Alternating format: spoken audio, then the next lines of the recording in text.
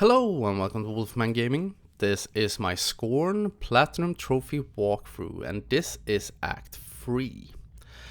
And Act 3 is the polar opposite of Act 2 in the sense that in Act 2 there were no enemies at all, not counting the parasite that attached itself to our body.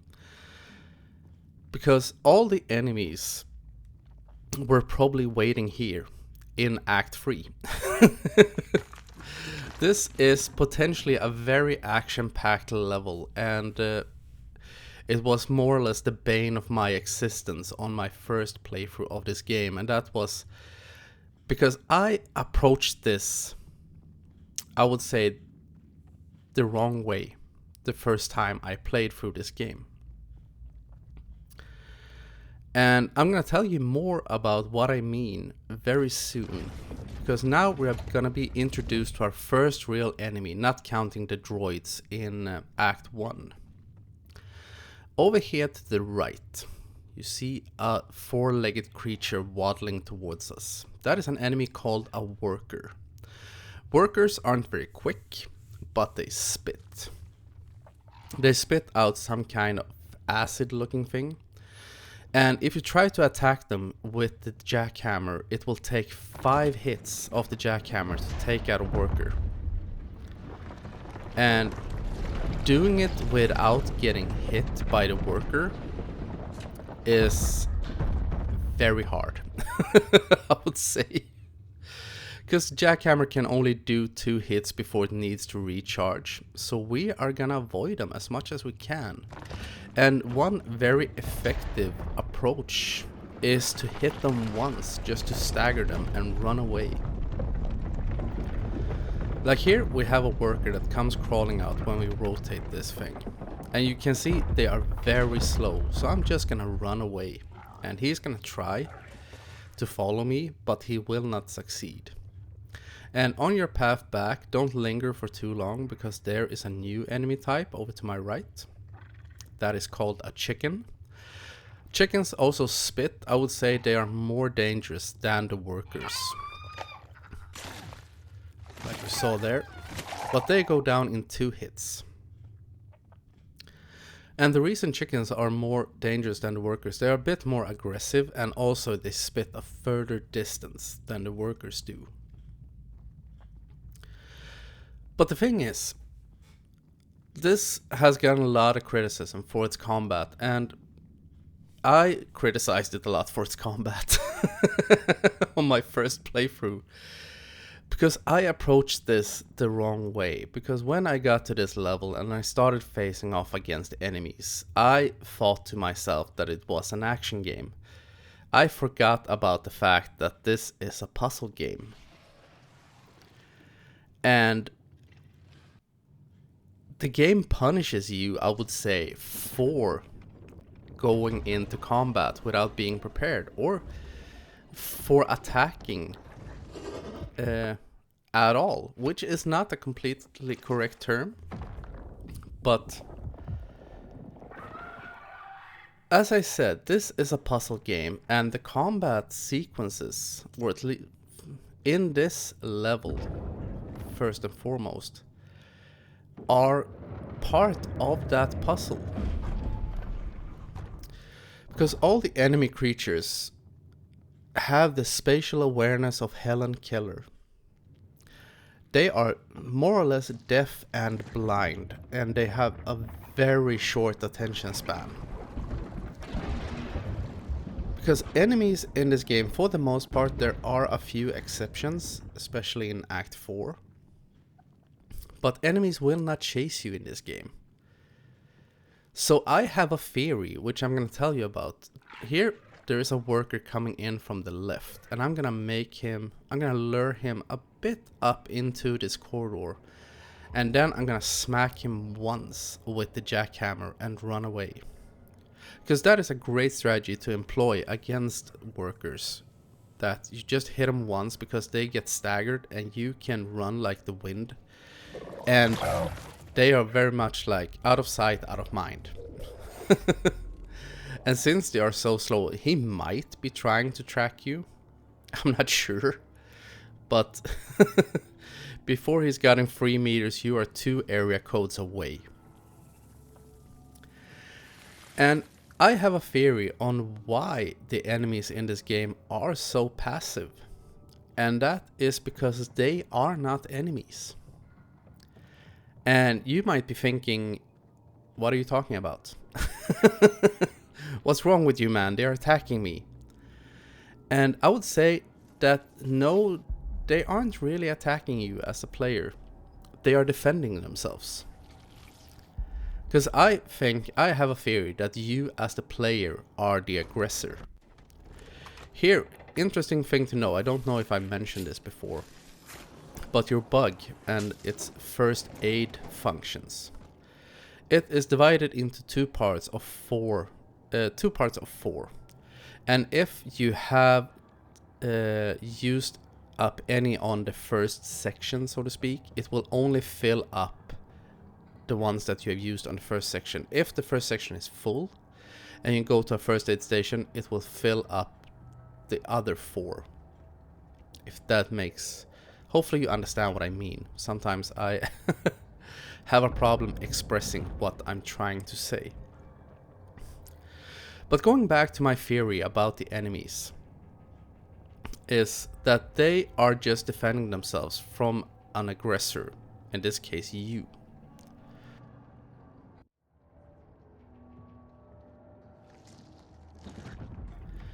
As I said, enemies are very docile. And as soon as you run away from them, they will not follow you, because they are not interested in fighting you, really. By the way, with this enemy here, I like to just wait behind this little panel, smack him once and run. That is what you do, smack and run. Now where was I? Yes, the passiveness of the enemies. Right, here you will see what I mean with the first aid kits, by the way. There, now it has filled up the entire thing, because it was filled up halfway. And there are some exceptions, as I said, in Act 4. I will talk more about that and you will know what I mean. But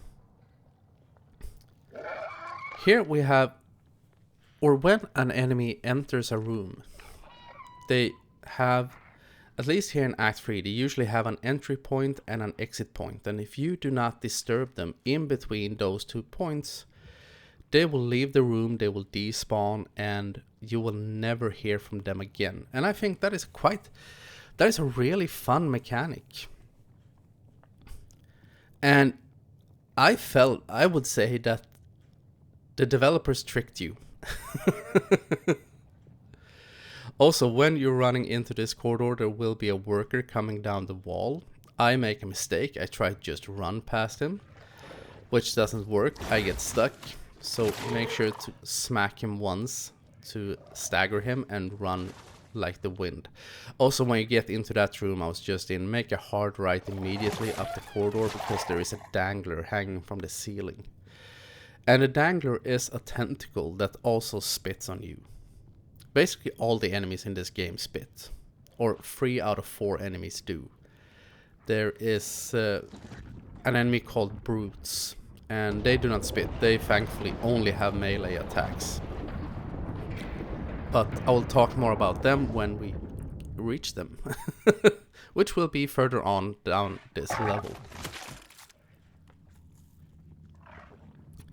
Also there with that worker, make sure to be quick there, because I think there is also a worker coming from behind you and you don't want to get caught in between them.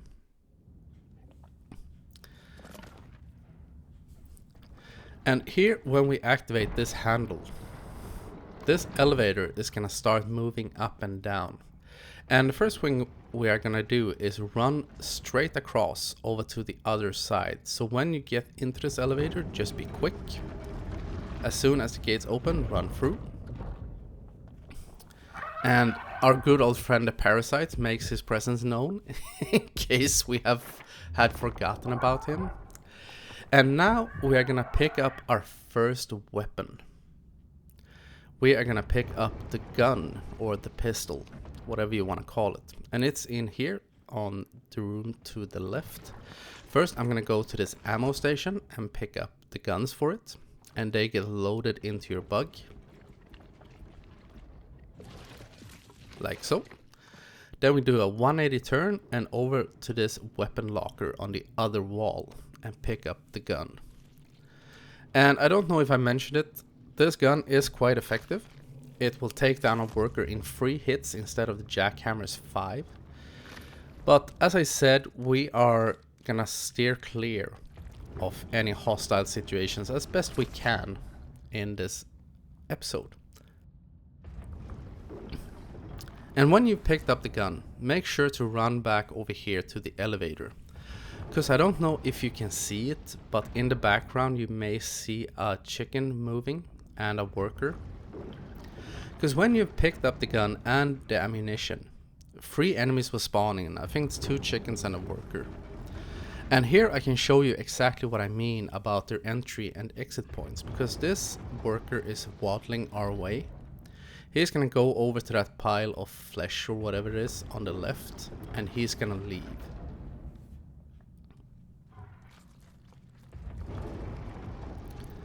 And chickens do the same thing. And that means that this area is now clear. You are completely safe, and I think the developers hoped that you were gonna waste your ammo, take on these enemies, and get familiar with the gun. But we are saying no. We will not attack unless we are being attacked. And that is also, as I said, it took me a long time before I figured that out. And this level took me a long time the first time I played it. I think I mentioned that this game on my first playthrough took me over 7 hours to beat. And a lot of that had to do with the fact that it is very disorienting. It's very easy to get lost. All the corridors may look more or less the same. And I think I explored every dead end there was in this game going through it on my first time. And this level felt like it went on for days. And when you've solved that puzzle and you start heading back, you will get to a trigger point. I think it's just after that second arch over there, where the enemies will spawn in again. And as soon as you see them do that, make sure to run back into this room, and we're gonna hide behind this structure. And we're just gonna let the enemies walk to their exit points. That worker will go over to the right and crawl out through that hole in the wall. And the chickens will go wherever chickens go.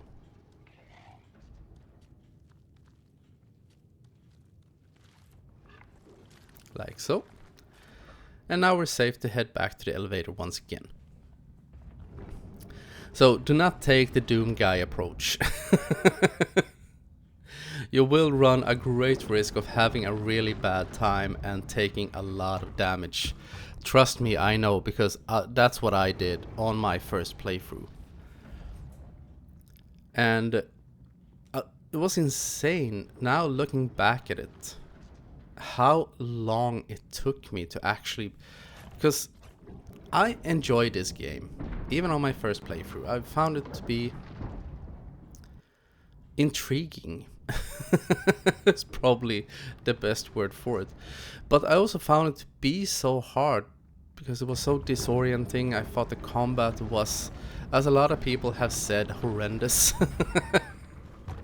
Because I didn't understand it at first.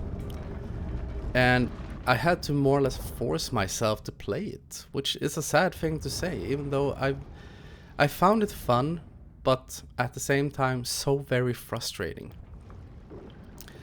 And this second level works just the same as the first one. What I'm trying to do now is trigger the enemies to come in.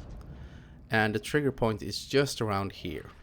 As soon as you see this chicken stick his head out, run back to the elevator. You do not need to enter it in any way.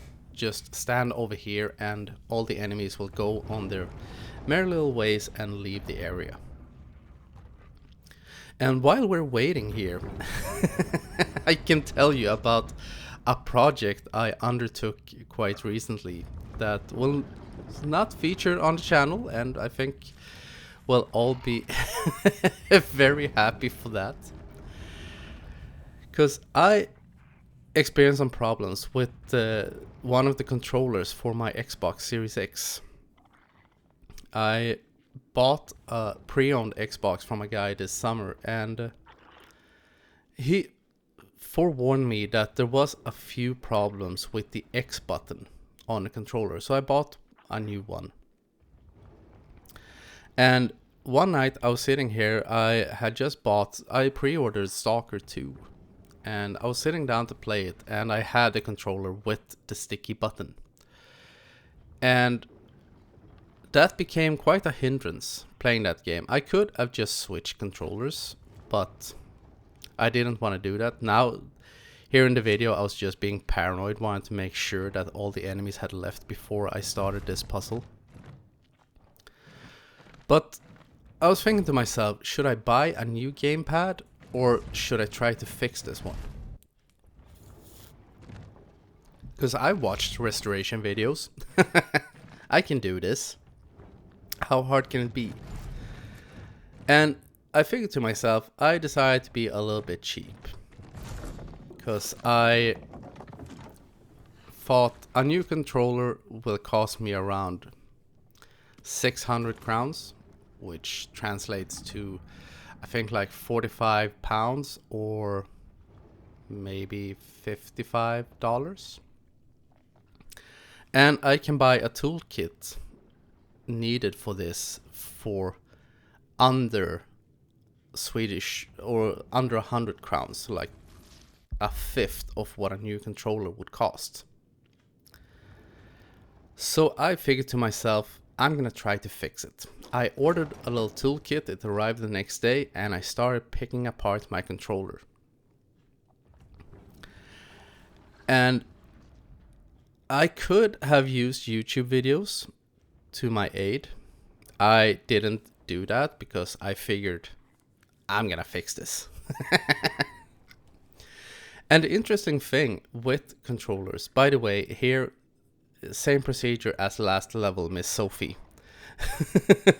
We're just gonna wait for the enemies to move out of our way. This chicken actually spots me when he comes over on the left side.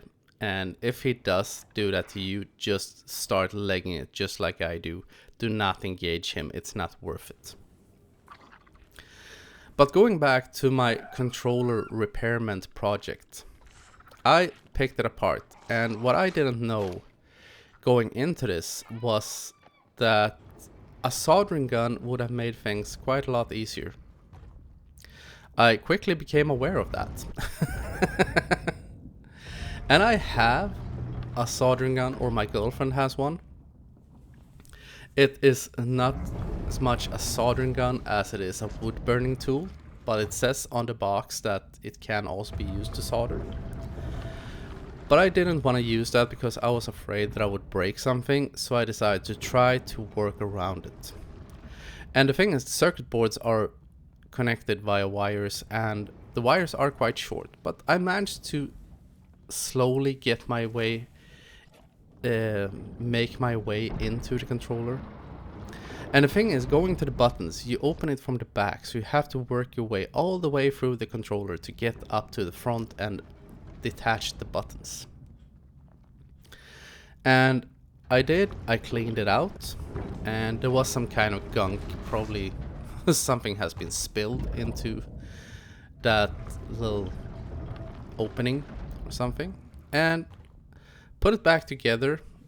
Did actually tear off one of the wires for one of the vibration engines, but I fetched the soldering gun, managed to get it back into place, put the controller all the way back together, very nervously tried to start it up, and it worked.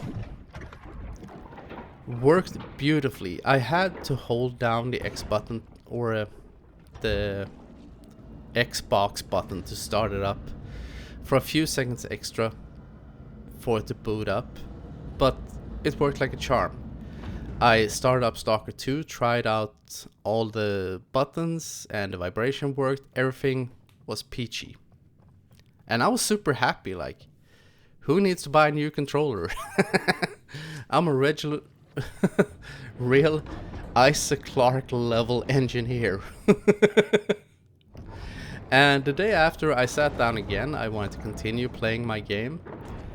And the controller was stone dead. I have no idea why, because all I did after I had tested it was put it back in the charging dock carefully, and it was dead as a doornail. It would not for the life of me start up. So I had to go out and buy a new controller, and I put in the battery pack because I have a rechargeable battery pack. The new controller started up fine, so I know it's not the battery pack that's wrong. Just, I don't know, something happened. I broke something that didn't break immediately. But I have kept it, and I'm gonna do someday when I have the time. I am actually gonna try to see if I can get it working again, or maybe I'll just keep it for spare parts in case another controller breaks down. Even though I think over all the years I have played video games, which is around 35 at this point, the only controllers I have broken in the past were I got a Razer Raiju Pro controller for PlayStation 4 for my birthday a bunch of years ago, and I managed to wear out 2 of them in the span of total 6 months, I think. The first one held up for 3 months, the second one died after 6 months. And that was just, I didn't throw them into the wall or anything, just shitty construction. On the first one of the buttons on the front died. It was worn out. And on the second one, I know the R2 spring got worn out very quickly. And the reason I know they were poorly constructed was because I went back to the store with them, got a new one, and the third one I got worked for the duration of me playing PlayStation 4 after that, before I got my PS5. I still have it. But going back to the game I'm covering at the moment, Scorn, thank you. Now we're gonna face off against the enemy type called the Brute. And Brutes are the very simplest enemy in this game, because Brutes only have melee attacks. And the Brute is in here. All they can do is headbutt you. They can ram you and tackle you with their head. But they aren't much quicker than workers. You see, that is a Brute at full speed. So all we're gonna do here is bait him into this room, kite him around it, and run. Just make sure you don't clip on too much geography on your way out. Then we're gonna go in here, make a right, go over here, activate this panel, close the gate behind us, and we're safe. Very easy. And there are a few instances where you run into Brutes, and as I said, since they only have melee attacks, I would say they are the least dangerous enemy. But even though they are very undangerous, is that a correct word? Even though, you understand what I mean.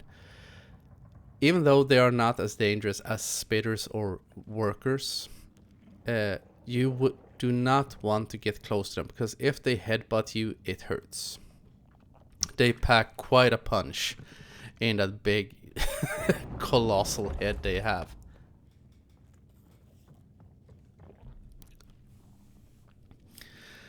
And after you activate this panel and move that wheel down there, you see a worker comes crawling out from it. So what I like to do after I activated this is just wait up here on this little bridge for a while till we see him exit the room. I think you could start going back to the elevator, and you will probably get down about at the same time as he exits, but it's not worth taking the risk. So we just wait here for a few seconds, and as soon as you see him starting to crawl out, we can head back.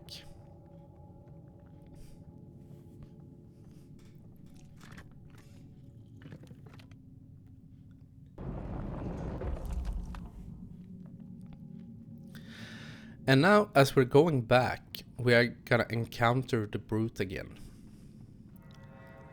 And this time is gonna be even easier than the first time even.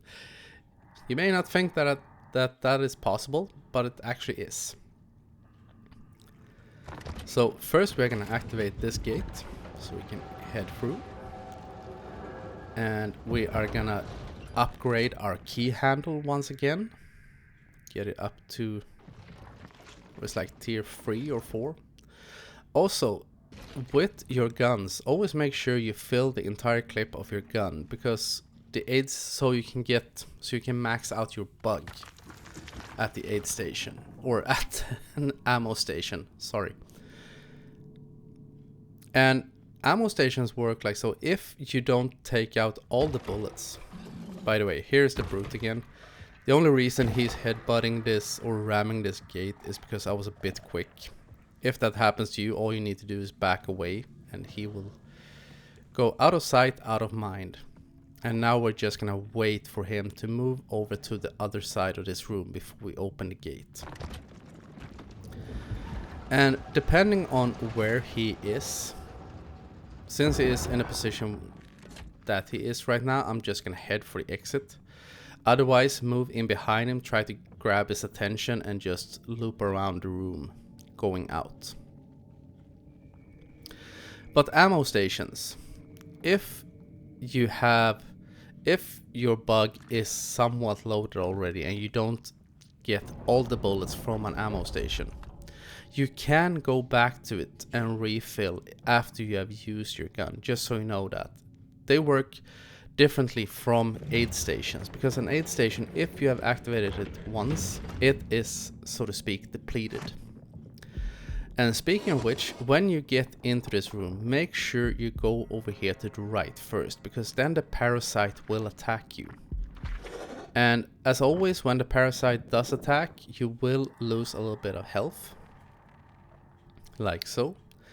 And there is an aid station over to the left, so we can fill up on our health and then we can activate that so we get full amount of heals once again. So that is very important. Always optimize your options, since aid stations can't be used more than once.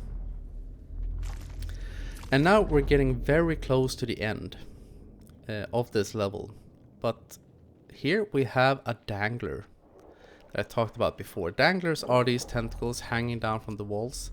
They spit just like workers and chickens, like you saw right there. And here I'm being a little bit passive because there is a worker behind him. You saw just a hint of it right there.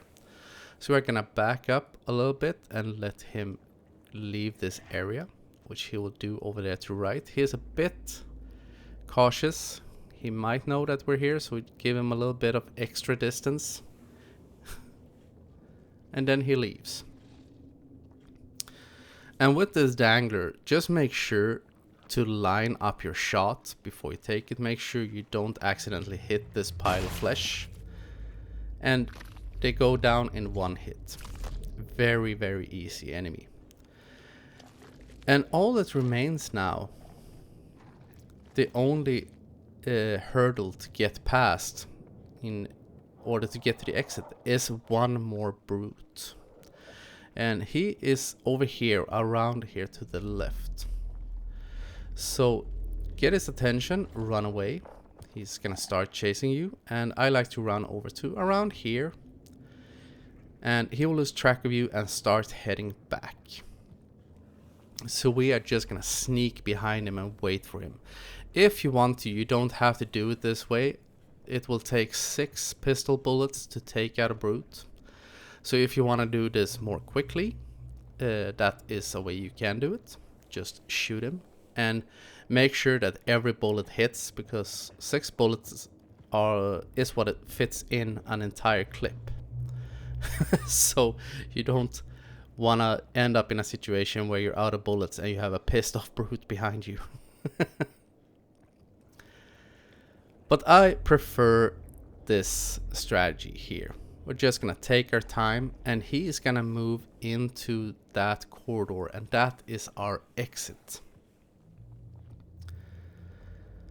So we're gonna wait for him, because when he comes back out of that corridor, he will go down on the ramp to our right. He will move a few steps down there, and that will be our window of opportunity to leave this, to get past him and leave this level.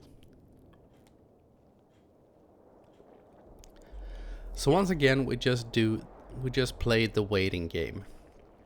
Enjoy the scenery.